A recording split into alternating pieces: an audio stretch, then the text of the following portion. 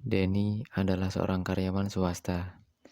Dia bekerja di salah satu perusahaan tekstil di Bandung. Hidup Denny terbilang berkecukupan karena di samping dia bekerja, dia juga mempunyai usaha fashion kecil-kecilan yang dijalankan oleh istrinya di rumah. Suatu pagi, saat Denny libur dan ketika ia sedang membersihkan halaman rumahnya, di depan rumah lewatlah seorang laki-laki parubaya dengan menaiki sepeda ontel lawas. Bapak itu tiba-tiba berhenti tepat di depan rumah dan menawarkan jasa sol sepatu kepada Denny. Kebetulan saat itu Denny juga baru saja membeli sepatu pantofel baru yang akan ia gunakan untuk bekerja. Sepatu itu rencananya memang akan ia sol agar lebih kokoh dan tidak mudah terkoyak. Seketika Denny mengiyakan tawaran bapak tersebut dan mempersilakannya untuk memarkir sepeda ontelnya di halaman rumah Denny. Sejenak Denny menghentikan aktivitasnya dan mempersilakan bapak tersebut untuk duduk di teras rumahnya. Sembari bapak tersebut mempersiapkan peralatannya, Denny masuk rumah untuk mengambil sepatu yang akan ia sol. Setelah mengambil sepatu, Denny segera memberikan kepada bapak itu agar segera dikerjakan. Saat bapak itu mulai mengesol sepatu, saat itu juga Denny mulai membuka obrolan. Tak berapa lama, istri Denny menyusul hanya untuk memberikan segelas minuman teh hangat untuk bapak tersebut, lalu kembali masuk rumah. Segera bapak itu mulai mengerjakan. Sambil mengerjakan sol sepatunya, sesekali bapak itu menyeruput teh hangat yang sudah dihidangkan. Dan dalam sela obrolannya itu, bapak tersebut mengatakan bahwa dia dulu merupakan seorang pekerja serabutan di pasar kota. Namun, semenjak pandemi menjadikan sepi pekerjaan, lalu ia memutuskan untuk beralih profesi, bekerja sebagai penjual jasa sol sepatu keliling. Saat ini ia hidup sebatang kara. Istrinya sudah lama meninggal, sementara anak laki-laki semata wayangnya merantau ke Jakarta. Namun entah kenapa sampai sekarang tidak pernah lagi memberi kabar.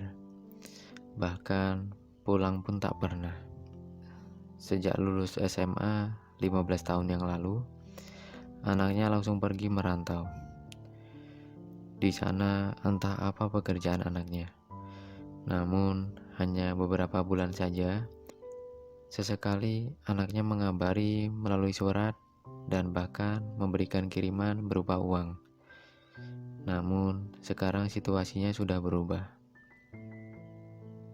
Anaknya sudah tak pernah lagi melakukan itu. Entah kenapa, ia pun juga tak tahu. Dalam sehari, pendapatan bapak itu tidak menentu. Hanya antara 15 atau 30 ribu saja. Uang tersebut harus ia cukupkan untuk kebutuhan hidup sehari-hari bapak itu.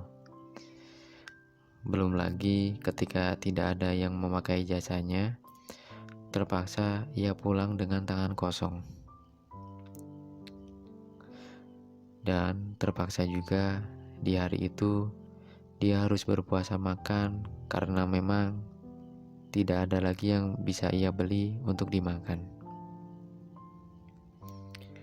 Hanya air putih saja sebagai pengganjal rasa laparnya.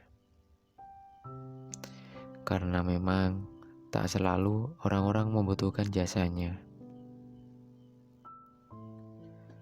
20 menit sudah berlalu.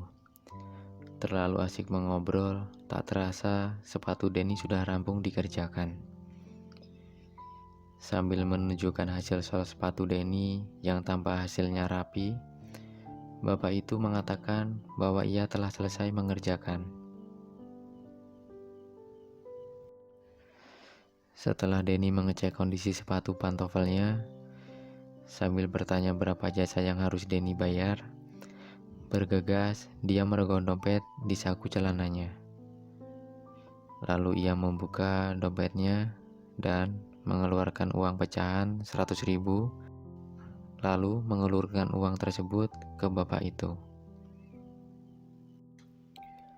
Bapak itu menolak uang tersebut karena ia sama sekali tidak memiliki uang kembalian. Terlebih lagi, jasa soal sepatunya hanya ditarif 15.000 saja. Namun, Denny mengatakan bahwa bapak itu tidak perlu memberikan sisa kembalian uang tersebut. Malah, Denny mengatakan sisanya buat bapak itu untuk membeli beras dan kebutuhan lain.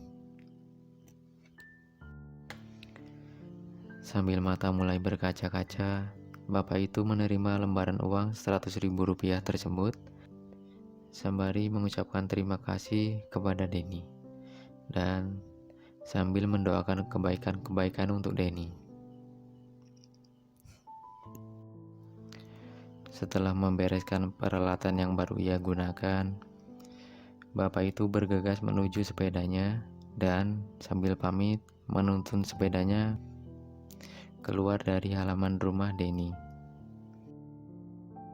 Tak berapa lama, bapak itu menaiki sepedanya dan kembali mengucapkan terima kasih kepada Denny. Namun kali ini sambil tersenyum dan mata yang masih berkaca-kaca.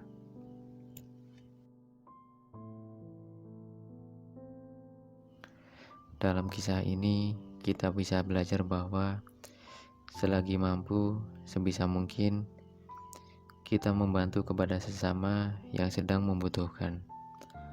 Walaupun tak seberapa, namun bisa jadi itu berharga bagi yang menerimanya.